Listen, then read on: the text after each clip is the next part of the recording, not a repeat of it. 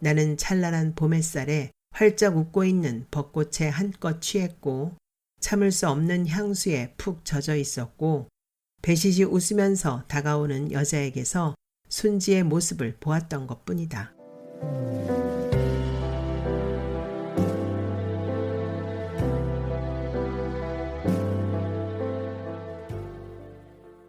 순지를 생각하며. 김선주. 쇠창살이 촘촘히 박힌 면회실 창 너머로 벚꽃잎이 남분분 흩날리고 있다. 마치 첫눈이라도 내리는 것처럼 여유롭고 평화스러운 풍경이다. 넋을 잃은 듯이 창밖으로 눈길을 받고만 있는 나의 귓속으로 필립 장의 짜증이 가득 담긴 목소리가 나사모처럼 파고든다. 이렇게 계속 입을 다물고만 있으면 어쩌자는 거야. 왜 그런 일을 저질렀는지 제발 말 좀 해봐. 그래야 나도 너에게 유리한 변론을 해줄 거 아니야. 나의 코밑까지 들이대고 소리치는 그의 입에서 단내가 후끈 풍겨온다. 난 할 말이 없어요. 그리고 유리한 변론도 필요 없어요. 그저 편하게 쉬고 싶을 뿐이에요. 그러니까 더 이상 귀찮게 하지 말란 말이에요. 그를 쏘아보며 속에 품고 있던 말을 토해내듯이 내뱉는 내 목소리에 쇠못이 박혀있다. 뭐라고? 편하게 쉬고 싶다고? 그러면 네 집에 누워서 잠이나 잘 것이지. 왜 멀쩡하게 지나가는 여자를 때려눕혀서 배낭까지 훔쳐서 달아났느냔 말이야. 그것도 대낮에 사람들이 많은 공원에서 보란듯이 강도짓을 한 사람은 변호사 생활 30년 동안 네가 처음이란 말이다.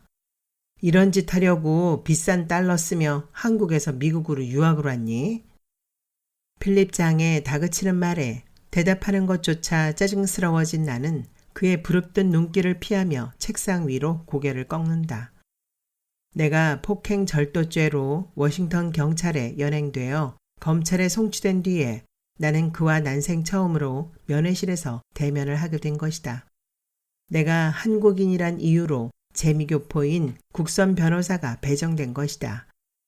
내 앞에 앉은 그를 찬찬히 보았을 때 인디언인 줄 알았다. 뭉툭한 코와 두툼한 입술, 검붉은 피부에 넓적한 얼굴이 영락없이 인디언을 닮았기 때문이다. 어찌됐든 국선 변호사가 백인이나 흑인이 아니어서 나는 마음이 한결 편안해지는 기분이었다. 이곳에 와서 백인이나 흑인을 대할 때마다 강한 거부감을 느끼고 있었기 때문이다. 나는 그들과 도저히 동화될 수 없는 이질감에 시달려왔다. 하지만 그의 입에서 흘러나오는 유창한 한국말을 들었을 때, 게다가 그의 나이가 50대 후반쯤으로 보인다는 사실이 인식되면서 나도 모르게 몸이 차갑게 경직되는 것을 자각할 수 있었다. 나는 아버지 연배의 남자가 싫었다. 그 나이 또래 한국 남자의 가슴 속에 깃들어 있는 가치관과 고정관념을 나는 아주 잘 알고 있었기 때문이다. 참을 수 없는 거부감이 가슴 밑바닥에서 부글부글 끓어오르고 있다. 이곳 워싱턴에서 국제 변호사로 일하고 있는 필립 장은 주로 한국인들의 법률 문제를 담당해 왔다고 했다. 그리고 영어가 통하지 않아서 불이익을 당하는 교포들을 위해서 국선 변호사로 일하고 있다고 했다. 그는 내가 저지른 범행을 도저히 이해할 수 없다는 듯이 꼬치꼬치 캐묻는다. 하지만 나는 그의 질문에 입을 굳게 다문 채 눈을 마주치지 않으려고 창밖만을 응시하고 있다. 하긴 내가 생각해도 어처구니 없이 저지른 그 일을 어떻게 그에게 이해할 수 있도록 설명할 수가 있단 말인가. 네가 다니고 있는 매튜 에비스쿨에 네 신원을 조회해봤어. 아버지가 유명한 국회의원이고 어머니는 대학 교수이고 정말 대단한 부모를 두었더군. 그런 네가 왜 그런 파렴치한 범행을 저질렀는지 이해가 가지 않는구나. 정말 동기가 뭐야? 그것만 말해다고. 핏발선 필립 장의 눈동자에 숨길 수 없는 의문이 또아리를 틀고 있다. 그는 속이 타는지 연신 생수를 마셔대고 있다. 나는 그의 눈동자를 외면한 채 그의 어깨 너머로 보이는 벚나무 꼭대기에 눈길을 고정시키고 있다. 1시간 이상이나 입을 열지 않고 앉아있는 나를 다그치던 그가 마침내 책상을 주먹으로 치면서 벌떡 일어난다. 너 같은 놈을 변호하겠다고 나선 내가 우습구나. 너같이 부모 덕으로 잘 먹고 잘 사는 놈이 이곳 워싱턴까지 유학 와서 비싼 달러를 쓰면서 하라는 공부는 안 하고 병신짓이나 하고 있으니 대한민국 앞날이 암담하다. 좋아. 네 소원대로 여기서 감옥살이나 실컷 해봐라. 나를 향해 경멸의 눈길을 보내던 그가 솟구치는 화를 더 이상 참을 수 없다는 듯이 비아냥거리며 벌떡 일어난다. 그리고 곧장 문을 열고 나가버린다. 곧이어 2미터가 됨직한 큰 키에 100kg이 넘을 듯한 거구의 흑인이 들어오더니 나를 잡아 일으킨다. 나는 앞정에 꽂힌 곤충처럼 가볍게 그의 손에 이끌려서 감방으로 끌려간다. 감방 안으로 내동댕이 쳐진 내 등 뒤에서 철커덕하고 열쇠 돌아가는 소리가 나를 둔기로 강타하는 것만 같다. 숨이 멎는 듯한 공포감이 독수리처럼 날개를 활짝 펴고 달려들고 있다. 코를 바닥에 박은 채 한동안 미동도 하지 않는 내 귀에 진공속 같은 정적이 흐르고 있다. 얼마쯤 시간이 지났을까? 나는 슬그머니 고개를 들고 사방을 두리번거린다. 그리고 안도의 숨을 내쉰다. 이 방에는 오직 나 하나뿐 아무도 없다. 이 나라는 땅이 넓어서 독방이 많은 것인가? 아니면 백악관 근처에 있는 이곳에서는 죄를 짓는 사람이 많지 않은 것인가? 아니면 황인종이라서 독방에 가둔 것인가? 어찌됐든 나는 혼자라는 것에 가슴을 쓸어내리며 방구석으로 엉금엉금 기어가서 등을 벽에 기대고 앉는다. 그리고 두 무릎을 세운 뒤에 그 사이에 얼굴을 깊숙이 파묻는다. 이 나라에 와서 시도 때도 없이 절망의 늪에 빠져드는 느낌이 들 때면 나는 언제나 이런 모습으로 앉아있곤 했다. 한동안 시간이 지나면 마음이 더없이 편해지면서 언제까지나 이대로 홀로 있고 싶어진다. 이렇게 독방에서 아무도 대하지 않고 누구의 간섭도 받지 않고 말없이 숨만 쉴 수만 있다면 나는 이곳에서 종신형을 받아도 좋다는 생각이 들 정도이다. 아니 더 바람직한 것은 고국의 남쪽에 자리 잡은 제이시의 작고 보잘것없는 대학으로 돌아가고 싶은 마음뿐이다. 대학 입시 시험에서 서울은 물론 수도권에 있는 대학까지 차례로 떨어진 나는 집안에서 죄인 아닌 죄인이었다. 맨 끝으로 제이시에 있는 별 볼 일 없는 대학에서 합격 통지서가 왔을 때 부모님의 일그러진 얼굴을 잊을 수가 없다. 하지만 나는 대학이라고 이름 붙은 곳에 가게 된 것만으로도 기분이 좋았다. 공부는 정말 내 적성에 맞지 않는다는 것을 자신이 너무나 잘 알고 있었기 때문이다. 나는 지방대학이 오히려 편할 것이라는 생각을 하고 있었다. 자식에 대한 희망과 욕망으로 끝없이 나를 다그치며 가슴을 짓누르고 있는 부모에게서 멀리 떨어져 독립하는 것이 내가 가장 바라는 희망사항이었다. 하지만 내 마음과는 달리 우리 집은 초상이라도 난 것처럼 한숨과 절망적인 분위기로 무겁게 가라앉아 있었고 쉴 새 없이 울리는 전화소리는 자동 응답으로 이어지곤 했다. 우리 집에 저런 못난 자식이 어떻게 나올 수가 있단 말이야. 우리 집에는 인류대학은 물론이고 그것도 수석 입학과 졸업이 대부분이고 박사가 수두룩하지 않느냔 말이야. 수재 집안으로 유명한 우리 가문에 삼류 대학이라니. 정말 창피해서 얼굴을 들 수가 없어. 저게 정말로 내 자식이란 말이야. 난 믿을 수가 없어. 혹시 저 녀석이 당신 집안 머리를 닮은 거 아니야? 치솟아 오르는 화를 이기지 못한 아버지가 어머니에게로 화살을 돌리게 되면 그때부터는 어김없이 서로를 원망하고 책임을 전가하는 부부싸움으로 이어지는 것이었다. 뭐라고요? 우리 집안이 어때서요? 나도 공부라면 남에게 뒤떨어진 적이 없고 우리 언니 오빠 모두 당신 집안에 절대로 뒤지지 않는 거 몰라요? 그럼 저 녀석이 누굴 닮았단 말이야? 아니면 어디서 주워온 자식이란 말이야? 내 씨는 절대로 아니야. 아니 그럼 내가 씨가 다른 아이를 낳았단 말이에요? 평소에 고상한 인격과 세련된 교양인으로 큰 소리조차 오가는 일이 없던 부모의 흥분한 목소리는 거칠고 원색적이었다. 공부를 못해서 인류대학을 가지 못한 나는 졸지에 그들의 혈통에도 없는 돌연변이가 되어버린 것이다. 그럴 때면 나는 지금처럼 방구석으로 가서 벽에 등을 대고 앉는다. 그리고 두 무릎을 세우고 그 사이에 머리를 박은 채로 나를 번갈아가며 발길질하고 난도질하는 치열한 싸움이 잦아들기만을 기다리곤 했다. 한국에서 인류대학을 졸업하고 미국 유학 중에 만나서 결혼한 아버지와 어머니의 자부심은 대단했다. 먼 이국 땅에서 3시간 정도의 잠과 5분 이내로 식사를 하며 오로지 공부에만 매달려서 석사와 박사 학위를 받고 돌아온 그들은 부부가 나란히 명문대학의 교수 자리를 차지하고 앉았다.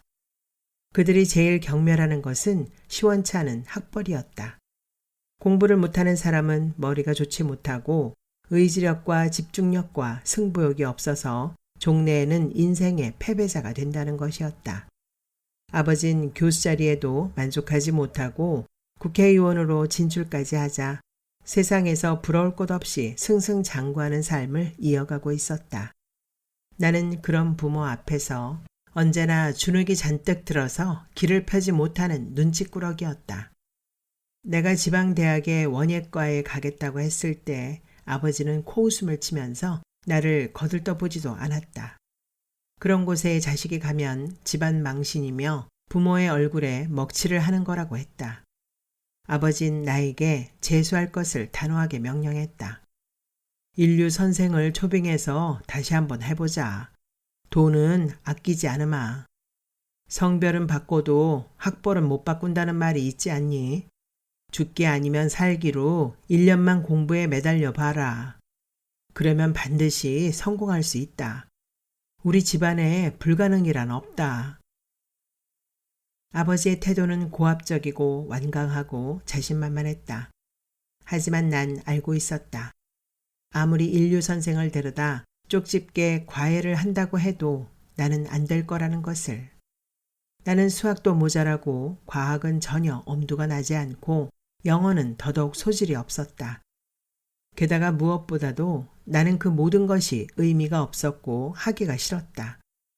아버진 나를 강하게 키우려고 했지만 나는 그런 아버지를 이해할 수 없었다. 나는 승부욕에 휘말려서 숨가쁘게 살기 싫었다. 정말 나는 아버지처럼 남보다 앞장서서 달리는 잘난 사람이 되고 싶지 않았다.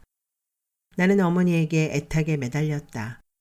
제발 한 학기라도 좋으니 지방대학에 나를 보내달라고. 그래도 어머니는 아버지와는 달랐다. 단식까지 하면서 매달리는 나를 설득하다가 지친 어머니가 아버지와 수차례의 싸움 끝에 겨우 승낙을 받아낸 것이다. 나는 한 학기만 다니고 재수를 하겠다는 각서를 쓰고 제2시로 간신히 내려갈 수가 있었다. 난생 처음으로 부모 곁을 떠나 자취방에 짐을 풀었을 때 나는 마치 우리에 갇혀있던 야생동물이 탈출한 듯한 해방감으로 공연히 펄쩍펄쩍 뛰어보곤 했다. 그리고 자다가도 몇 번이나 일어나 앉아서 이것이 꿈이 아닌가 하며 전등 스위치를 올리고 환한 불빛 아래에서 자신의 모습을 거울에 비춰보기도 했다. 제2시는 평화롭고 아름다운 도시였다. 거리에는 수십 년 됐음직한 벚나무가 줄줄이 늘어서 있었고 산과 들에는 야생화가 무리지어 피어나고 버스를 타고 조금만 나가면 푸른 바다가 시원하게 넘실거리는 곳이었다. 나는 그곳이 오래전부터 내가 애타게 그리던 곳이라는 생각이 들었다. 4월로 접어들면서 거리가 온통 만발한 벚꽃으로 가득 차서 환상적인 아름다움으로 몸이 둥실둥실 떠다니는 것만 같았다. 제2시는 벚꽃 축제로 온통 술렁이고 있었다. 나는 같은 학과 친구들과 휩쓸려 돌아다니며 벚꽃송이 아래에서 마냥 행복하기만 했다. 새로 만난 친구들은 여학생이나 남학생이나 모두 인정스럽고 순박해서 함께 있으면 더없이 편하고 즐거웠다. 그 중에서도 순지라는 여학생은 활짝 핀 벚꽃같이 밝고 순수한 여자였다. 순지와 함께 있으면 샛노란 병아리를 품에 안았을 때처럼 따스한 봄 기운이 가슴속으로 여전히 스며드는 것만 같았다. 그녀와 나는 벚꽃의 화사함에 가슴 벅차하면서 물오른 버들가지처럼 생기에 가득 차서 하루 온종일 제이시의 곳곳을 헤매고 다녔다. 이렇게 감방에 갇혀있는 이 순간에도 그곳의 풍경이 눈앞에 선연하게 떠오른다. 그 중에서도 순지의 모습이 가장 크게 어른거린다. 그리움으로 눈물이 볼을 타고 하염없이 흘러내린다. 다시 한번 그곳에 갈 수만 있다면 나는 무슨 일이라도 할 것만 같다. 날이 저물고 있는 모양이다. 회색 기운이 안개처럼 스며들던 방에 불이 켜지고 햄버거와 우유 한 잔이 들어있다. 나는 정말 그 음식이 먹기 싫다. 아침부터 아무것도 넣지 않은 빈속이 한바탕 요동을 치며 꾸르륵거린다. 나는 마른 침을 꿀꺽 삼킨다. 지금 이 순간 하얀 쌀밥에 갖가지 산나물을 넣고 고추장과 참기름에 비벼 입이 미어지도록 먹을 수만 있다면 더없이 행복할 것만 같다. 지금 창밖에는 캄캄한 어둠으로 가득 차 있을 것이다. 어둠이 짙을수록 하늘의 별들은 더욱 또렷하게 빛나고 있을 것이다. 이곳에 와서 휘영청 밝은 달이 떠오를 때면 나는 잠시 자지 못하고 밤을 하얗게 새우곤 했다. 고독하게 홀로 떠있는 달이 나에게 그나마 존재의 의미를 심어주고 있는 것만 같았다. 홀로 있어도 삶이 고고할 수 있고 빛날 수 있다고 생각하며 울분으로 끓어오르는 가슴을 달래곤 했다. 하지만 다시 생각해 보아도 그것은 모두 허망한 것일 뿐이라는 생각으로 온몸이 조그맣게 쫄아들곤 했다. 딱딱한 침대에 담요를 덮어쓰고 달팽이처럼 몸을 웅크리고 누웠다. 온통 생소하기만 한 낯선 이곳에 누워있는 나는 도대체 누구인가? 사방이 견고한 쇠창살로 둘러싸이고 스스로 열고 나갈 수도 없는 무덤 속 같은 곳에 갇혀있는 지금의 이 초라한 존재가 정말로 나란 말인가?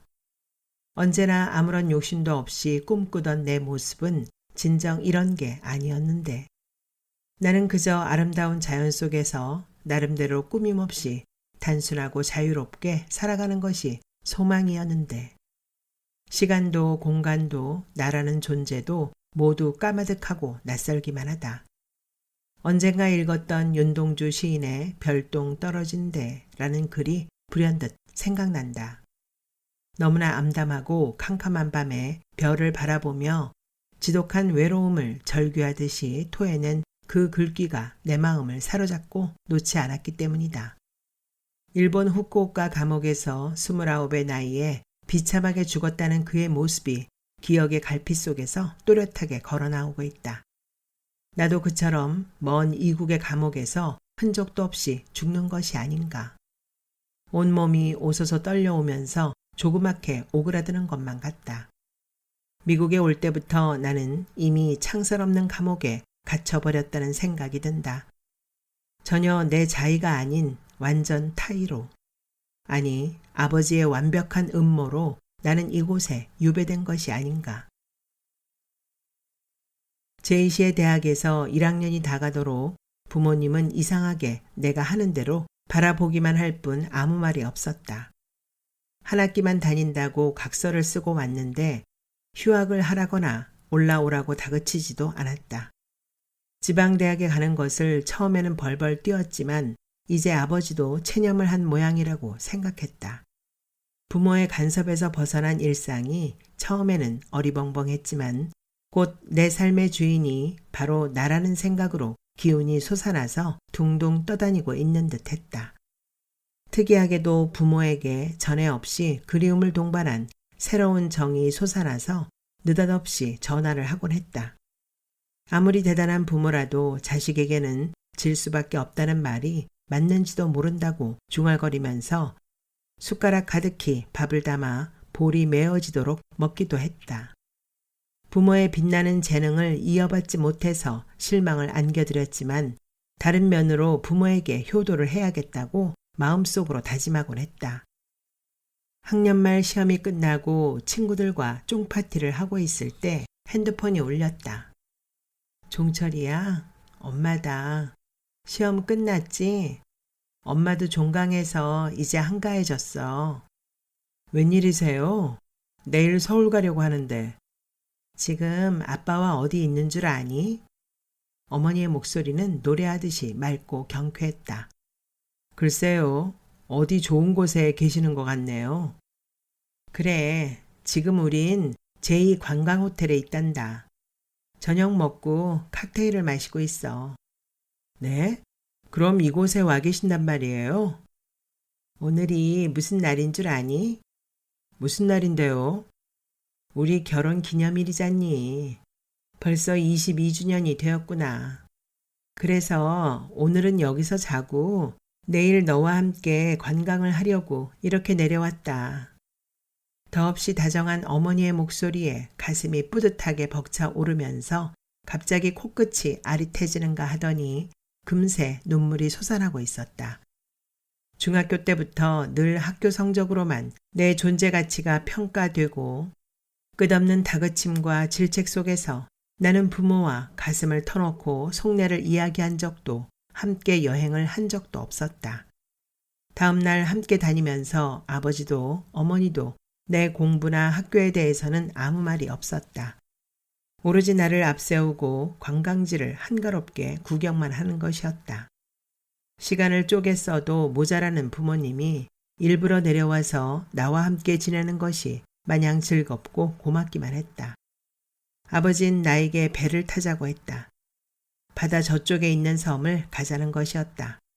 나는 손뼉을 치며 좋아했다. 그 섬에는 온갖 희귀 식물들이 많이 있고 아름답게 가꾸어져 있다는 말을 들었지만 바라만 보았을 뿐 가보지는 못했다. 게다가 바다 한가운데로 나가면 얼마나 가슴이 시원할 것인가. 그것은 내가 항상 꿈꾸던 일이었다. 친구들과 손잡고 소풍 가던 유년 시절로 돌아간 것만 같아서 나는 어리광이라도 부리고 싶은 심정이었다. 섬을 관광하고 싶은 사람이 많은지 배는 생각보다 몹시 컸고 많은 사람으로 붐비고 있었다. 아버지는 어머니와 나를 1등석이라는 곳으로 데리고 갔다. 배 안에 이렇게 호텔방 같은 곳이 있다니. 나는 모든 것이 신기하고 경이롭기만 했다. 전날 쫑파티에서 술을 많이 마신 탓인가, 끝없이 일렁이는 바다 때문이었을까, 아니면 더없이 자상하고 친절한 아버지 앞에서 늘 곤두서 있던 긴장감이 풀어져서일까. 수면제라도 먹은 것처럼 참을 수 없는 졸음이 몰려오고 있었다. 얼마를 잤는지 모르지만 내가 눈을 떴을 때 어딘지 모를 낯선 풍경이 눈앞에 펼쳐져 있었다. 나는 미처 잠에서 깨어나지 않은 것 같아서 두 눈을 자꾸만 비벼댔다. 알아들을 수 없는 말들이 들려오고 있었다. 나는 뭔가 이상했지만 부모님이 옆에 있기에 아무런 걱정도 하지 않았다. 내가 탄 배가 중국의 웨이하이 항구에 도착한 것을 안 것은 한참 뒤의 일이었다. 종철아, 너에게 말을 하지 않고 와서 미안하구나. 하지만 우린 이것이 너를 사랑하는 최선의 방법이라고 생각했다. 우린 너를 미국으로 유학을 보내려고 한다. 지방대학 학벌로는 앞으로 네 앞날이 열리지 않고 고달프기만 하단다. 선진국가에 가서 좋은 교육을 받아라. 모든 수속은 이 애비가 다 해놓았다. 넌 그곳에 가서 열심히 공부만 하면 된다. 군대 문제 같은 것은 염려하지 마라. 이 애비가 다 해결해 놓았으니까. 지금부터 열심히 하면 네 동기생들보다 뒤지지 않을 거다. 넌 그저 그곳에서 공부만 해라. 모든 뒷바라지는 우리에게 맡기고. 아버지의 위력은 참으로 대단한 모양이었다. 가는 곳마다 정장을 말끔히 차려입은 남자들이 나와서 우리들을 정중하게 인도하고 있었다. 반항할 수도 도망갈 수도 없는 상황에서 난 북경까지 갔고 그곳에서 어머니와 함께 미국행 비행기를 탈 수밖에 없었다. 모든 작전을 진두지휘하던 아버지는 중요한 일이 있다면서 북경에서 한국으로 돌아갔다. 정말로 믿을 수 없는 일들이 한치의 착오도 없이 진행되고 있음에 내가 할 수 있는 일이라고는 발버둥을 치며 반항하고 심통을 부리며 짜증을 내는 일뿐이었다. 하지만 나는 이미 우리에 갇혀버린 짐승에 지나지 않았다. 워싱턴에 도착한 나는 곧바로 랭귀지 스쿨인 이곳 매튜 애비 스쿨로 실려와서 기숙사의 짐짝처럼 쳐넣어지고 말았다. 나는 완벽하게 짜인 각본에 의해서 졸지에 미국 유학생이 되고 만 것이다. 그곳은 사방 어디를 돌아다 보아도 집들이 보이지 않는 곳이었다.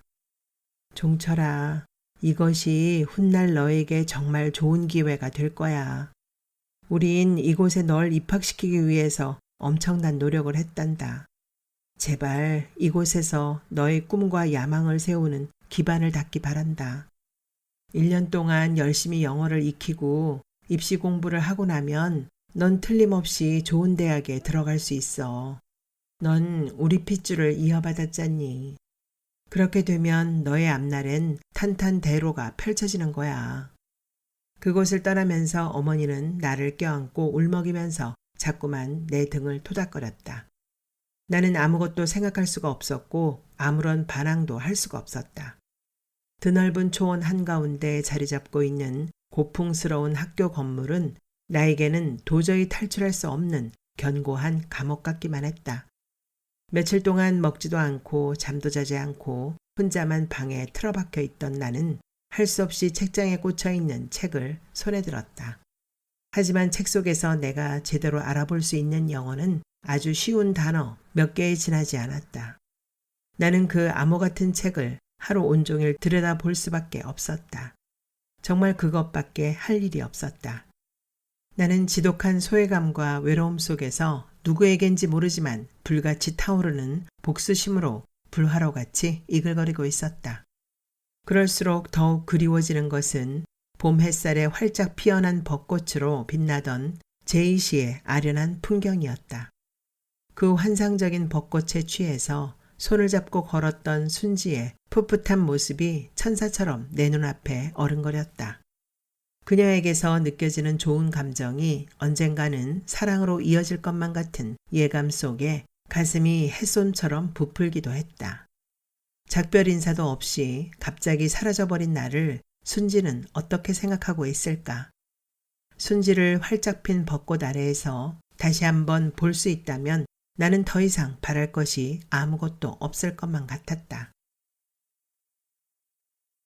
감방 밖이 소란스러워지고 발자국 소리가 어지럽게 들려오고 있는 것으로 보아서 아침인 모양이다.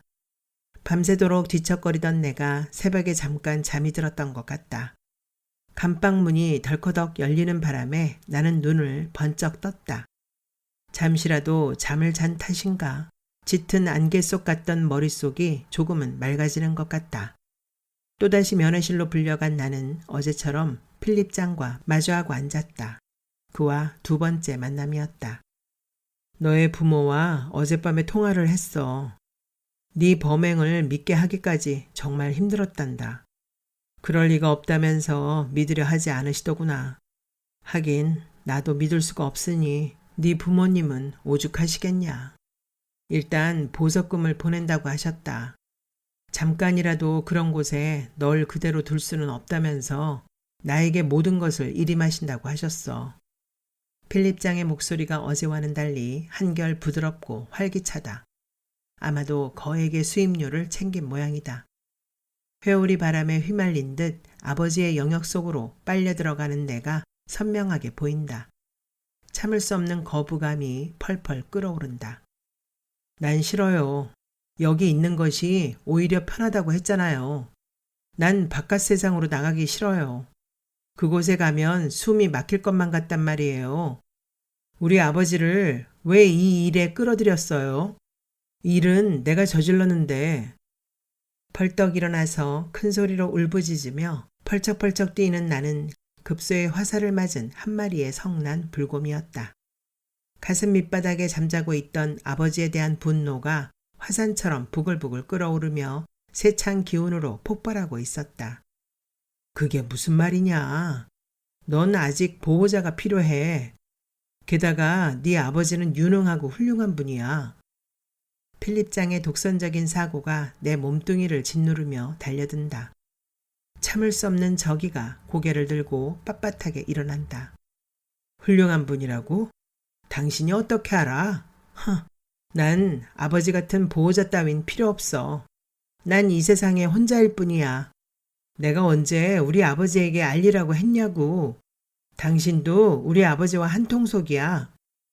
나는 걷잡을 수 없이 솟구치는 흥분을 이기지 못하고 필립 장에게 사납게 덤벼든다. 그리고 그의 가슴을 주먹으로 마구 치다가 그의 목에 늘어져 있는 넥타이를 붙잡아 혼신의 힘을 모아 당긴다. 그가 곧 아버지라는 생각이 들면서 내 이성은 마비되어 버린다. 부릅뜬 눈동자와 벌린 입으로 정지되어 버린 필립 장의 얼굴이 커다랗게 확대되어 내 앞에 스톱 모션으로 고정되어 있다. 나는 더욱 모질게 그의 넥타이를 잡아당긴다. 그가 캑캑거리며 두 팔을 들어서 허위적거린다. 교도관들이 달려오고 그들의 주먹과 발길이 내 몸을 마구 짓이기고 있다. 맥없이 쓰러진 내 손목에 수갑이 채워진다. 그들은 성난 짐승처럼 날뛰는 나를 확실하게 질질 끌면서 감방으로 데리고 간다. 그리고 쓰레기처럼 철창 속으로 처박아 버린다. 어제와는 다른 방이다. 사방의 벽이 쇠창살로 이루어진 공개된 곳이다. 나는 영락없이 우리에 갇힌 맹수와 같은 꼴이다. 공무집행 방해죄까지 겹친 나는 감시 대상 1호의 인물이 되었다. 아버지에 대한 원망이 부글부글 끓어오른다. 나는 쇠창살에 등을 기대고 두 무릎을 세우고 얼굴을 박은 채 아무것도 보지 않고 듣지 않으려 안간힘을 쓴다. 나는 또다시 필립 장과 마주 앉았다. 세 번째 만남이다. 어제의 흥분이 남의 일처럼 아득하게 느껴진다. 그를 아버지로 착각했던 일이 몹시 미안하고 부끄러워진다. 하지만 난 사과는커녕 시무룩한 표정을 짓는다. 이제 보니 네가 가슴에 쌓인 불만이 무척 많구나. 별것도 아닌 일에 이성을 잃다니. 집에 가서 곰곰이 생각해 보았다. 넌 지금 지독한 강박관념 속에 있는 것 같아.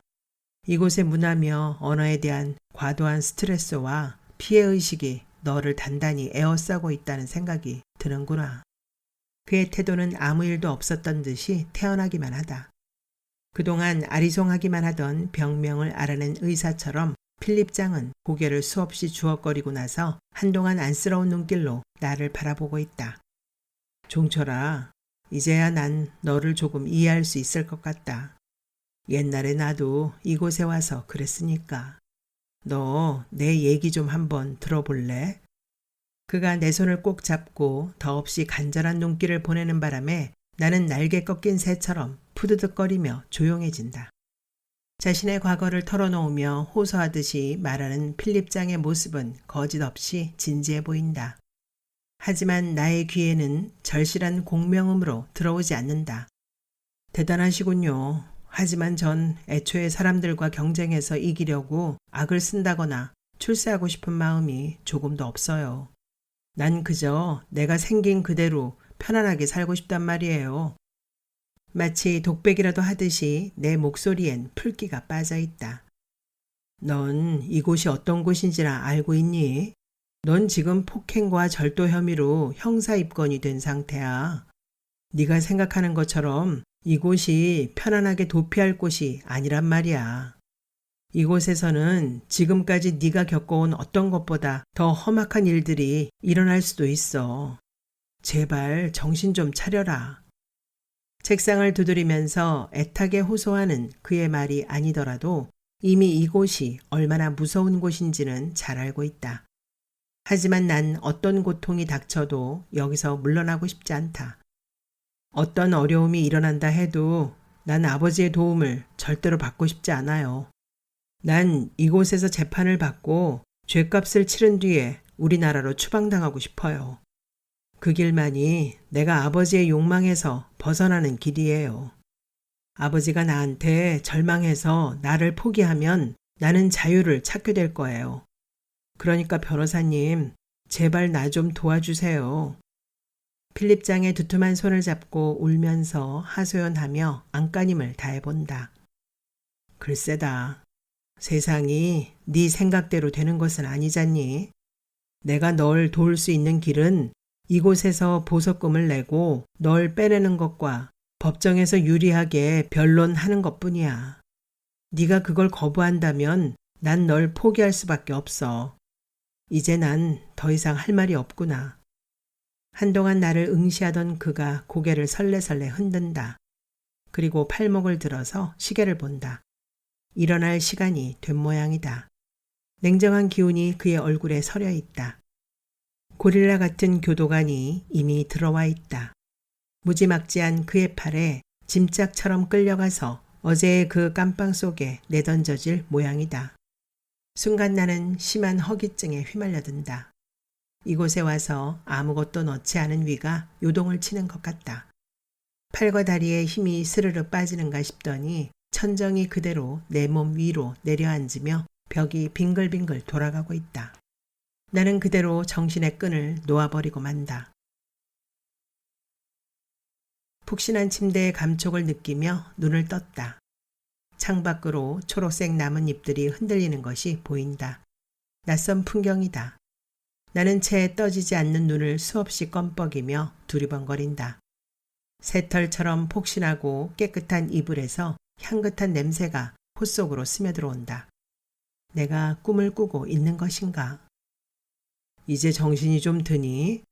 제 몸뚱이 하나 가눌 수 없이 허약해진 몸으로 웬 고집은 그렇게 부리냐? 잠옷차림의 필립 장이 나를 물끄러미 내려다보고 있다. 여기가 어디예요? 어디긴 우리 집이지. 네가 싫어하겠지만 다른 방법이 없었어. 정신을 잃은 너를 보석금을 내고 이리로 데리고 왔어. 이제부터 내가 하라는 대로 하면 이 위기를 잘 넘어갈 수 있단다. 제발 쓸데없는 고집을 피우지 마라. 필립장이 단호한 말투로 말한다. 아버지 말투와 똑같다는 생각이 든다. 거기 두지 왜 멋대로 날 데려왔어요? 그대로 두면 넌 죽어. 죽음 같은 건 두렵지 않아요. 죽음이 뭔지 알기나 하고 하는 말이냐? 나는 더 이상 말대꾸를 하지 못하고 눈을 감는다. 이렇게 손끝 하나 움직일 수 없이 무기력하고 아득해지는 것이 죽음에 이르는 길인 것만 같다. 방문이 열리는 소리가 어렴풋이 들리는데도 나는 눈을 뜰 기운조차 없다. 콧 속으로 냄새가 솔솔 풍겨 들어온다. 아주 구수한 냄새다. 된장 냄새 같기도 하고 간장 냄새 같기도 하다. 목구멍 속으로 침이 꼴깍 넘어간다. 종철아, 이것 좀 먹어보자. 내가 시금치로 된장국을 좀 끓였어. 이렇게 마냥 굶으면 큰일 난다. 필립장의 아내인 듯 했다. 나는 그녀의 말이 아니더라도 이미 눈을 뜨고 있었다. 맹렬한 식욕이 걷잡을 수 없이 일어나고 있었기 때문이다. 따뜻한 밥과 구수한 된장국, 김치, 장조림, 두부조림, 콩나물 무침, 고추장을 허겁지겁 먹고 나니까 기운이 솟아나며 새정신이 나는 것만 같다. 아무것도 생각하지 말고 푹 쉬면서 건강부터 회복해야 한다. 언젠가는 부모님도 너의 모든 것을 이해하실 거야. 필립장의 아내가 부드러운 목소리로 내 마음을 달래주고 있다. 나는 그녀의 말을 들으면서 속으로 도리질을 하고 있었다. 그들은 아버지가 어떤 사람이라는 것을 절대로 모를 것이다. 나를 기어이 자신의 의도대로 만들고서야 물러설 집요하고 잔인한 집착을 도저히 상상하지 못할 것이다. 내가 괴로워서 죽는다고 해도 아버지는 눈 하나 깜짝하지 않을 것만 같다. 이곳에 와서 겪은 모든 일들이 아스라이 뇌리를 스치고 지나간다. 짧은 시간 동안 참으로 많은 사건이 일어났다. 그 모든 것이 현실에서 일어난 일 같기도 하고 꿈속에서의 일 같기도 하다. 걷잡을 수 없는 피로가 몰려오고 있었다. 2층 객실의 침대에 누워있으니까 나는 그곳이 내가 그토록 그리워하던 제이시에 온 것 같이 푸근하고 아늑하기만 했다. 그날 밤 나는 처음으로 깊은 잠을 잘 수 있었다. 지난 몇 년 동안 나는 이렇게 편안한 잠을 이룬 적이 없는 것 같다. 필립장은 자식들이 모두 뉴욕으로 가고 아내와 둘이 살고 있다고 했다. 잘 다듬어진 잔디와 나무와 꽃들로 둘러싸인 그 집은 아늑하고 정갈했다. 일주일 동안 나는 그 집에서 근처에 있는 숲속을 산책하고 남은 시간은 계속 잠만 잤다. 손끝 하나 움직일 수 없는 무력감이 나를 찍어 누르고 있었다. 법정에 출두해야 하는 날이 다가왔다. 나는 필립장과 함께 집을 나섰다. 두려움으로 내 발걸음은 자꾸만 주춤거리고 있었다. 걱정하지 마라. 모든 것을 내게 맡기고 넌 가만히 있기만 해. 절대로 아무 말도 하지 마라. 그래야 네가 살 수 있단 말이다. 법정에 가면서 필립장은 나에게 거듭거듭 묵비권을 행사할 것을 당부했다. 하긴 묵비권이 아니라도 나는 말을 할 수가 없다. 내 어설픈 영어로는 그곳에서 그들의 말을 제대로 듣는 것도 불가능하지 않은가. 판사는 나에게 범행 동기를 집요하게 물었다. 왜 아무런 원한도 없는 여자의 옷을 찢고 잔인하게 폭행했는지를 물었다. 그것도 벚꽃이 만발한 아름다운 포토맥 강가에서 말이다.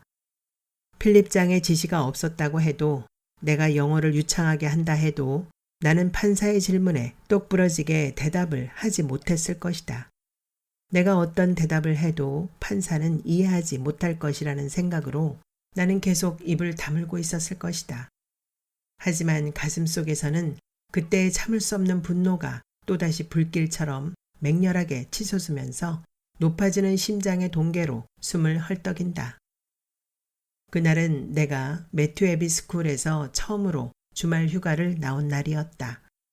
언제나 혼자 있는 나를 눈여겨보던 여자 선생이 나에게 다가왔다. 그리고 자기 차로 워싱턴 관광을 시켜주겠다면서 나를 이끌었다.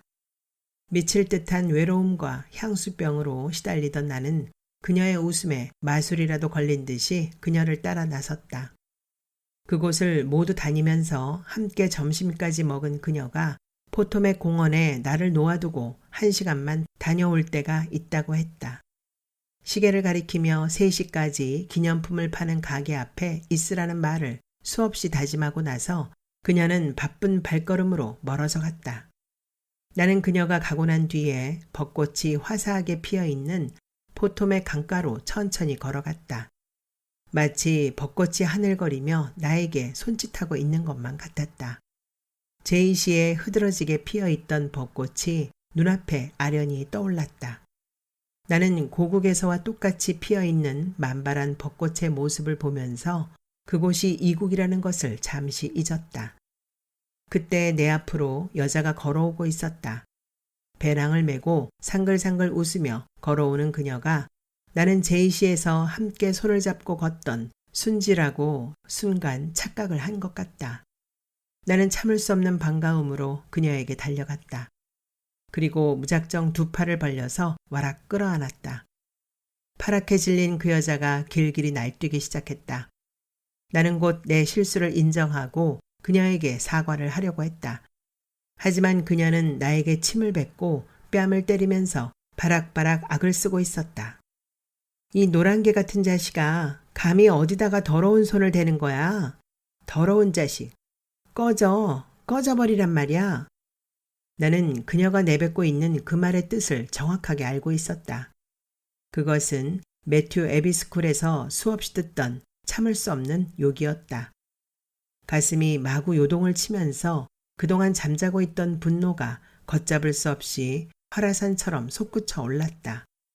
온몸에 활활 타오르는 열기로 펄펄 뛰면서 단단히 움켜쥔 2 주먹이 제풀에 부들부들 떨고 있었다. 나는 제정신이 아니었다. 그녀의 옷을 찢고 머리를 쥐어뜯고 넘어진 그녀의 엉덩이와 허벅지를 마구 차고 밟았다.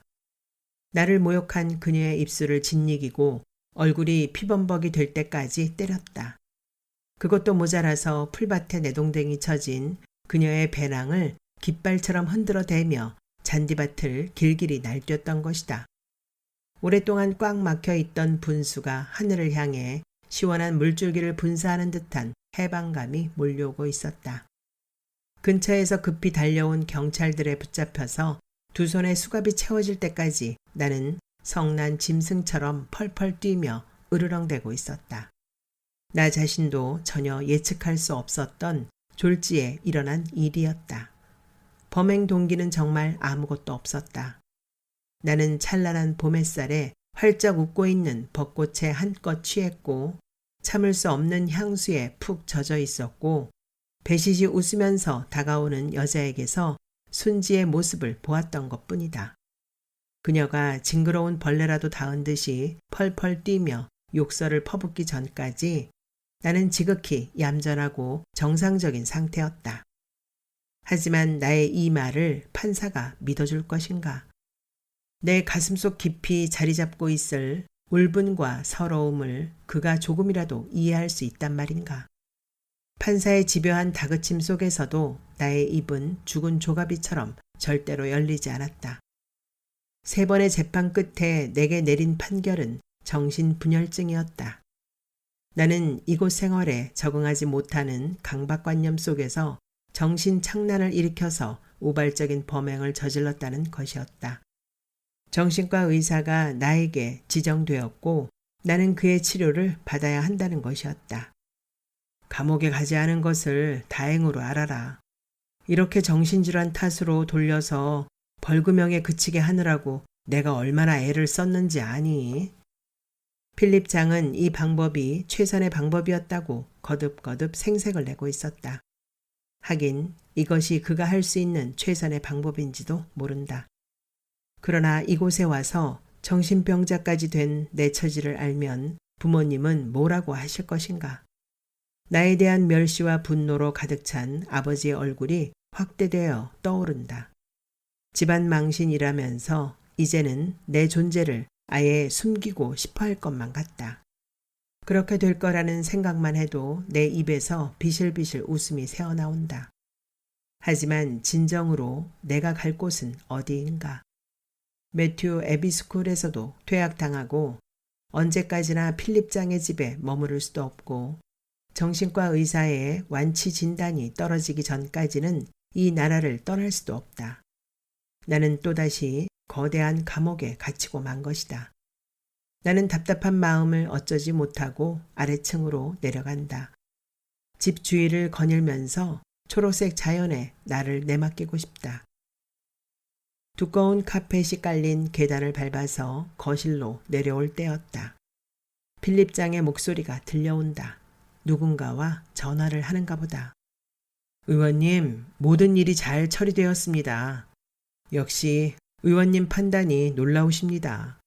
정신질환 쪽으로 몰아붙이라는 말씀대로 했죠. 정신과 의사가 다행히 친구이고 검사 쪽에도 손을 좀 썼죠. 보내주신 돈은 잘 받았고 충분합니다. 고맙습니다. 이달 말에 오시겠다고요? 물론 오셔야죠.